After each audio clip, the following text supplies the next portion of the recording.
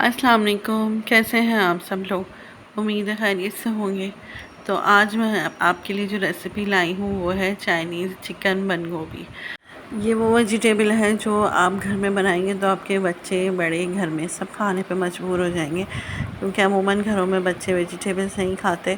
लेकिन ये वाली रेसिपी आप जब ट्राई करेंगे ना तो आपके घर में सबको पसंद आएगी, तो आप ज़रूर ट्राई कीजिएगा। तो चलिए रेसिपी स्टार्ट करते हैं। मैंने एक पाव हरी प्याज ली है, उसको मैंने कट कर लिया है। हरी प्याज के पत्ते अलग रखे हैं और प्याज को अलग काट के रख लिया है। और मैं यहाँ ले रही हूँ 2 टेबल स्पून ऑयल, और इसको गरम करके इसमें मैं डालूँगी प्याज। उसके पत्ते मैं भी नहीं डालूँगी, सिर्फ प्याज डालूँगी और इसे फ्राई करेंगे। प्याज को हमें इतना ही फ्राई करना है। उसके बाद हम इसमें चिकन शामिल कर देंगे।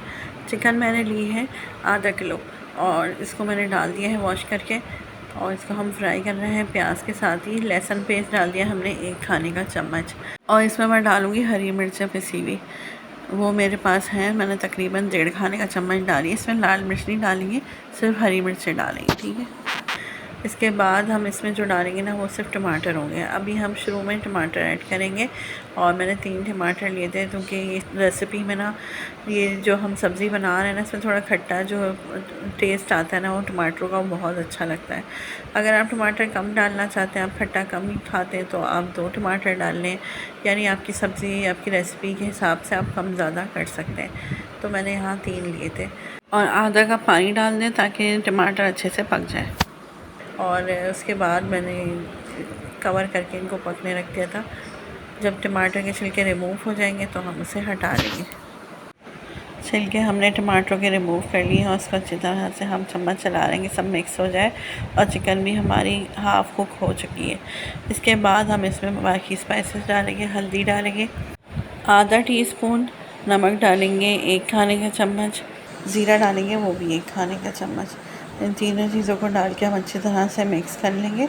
उसके बाद जो हमने बंद गोभी काट के रखी है, बंद गोभी मैंने एक मीडियम साइज़ की ली थी, आधा किलो चिकन के हिसाब से, और बस वो मैंने काट के रखी है, और वो मैं इसमें शामिल कर दूँगी। और शामिल करने के बाद हम इसको कवर कर देंगे अच्छी तरह मिक्स करके, क्योंकि ये सब्ज़ी बहुत जल्दी पक जाती है। तो 5 मिनट में हमारी बंद गोभी इसमें कंप्लीट पक जाएगी। 5 मिनट के लिए आप कवर करके रख दें।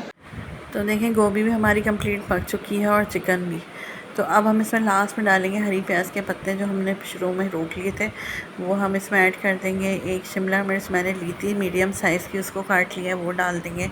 और शिमला मिर्च डालने के बाद हरी प्याज के पत्ते दोनों को हम सिर्फ 2-3 मिनट पकाएंगे, ज़्यादा नहीं, क्योंकि ये दोनों जल्दी पक जाते हैं। तकरीबन 2 से 3 मिनट लगे थे, हमने चम्मच चलाते गए, और बस इसके बाद हम चूल्हा बंद कर देंगे।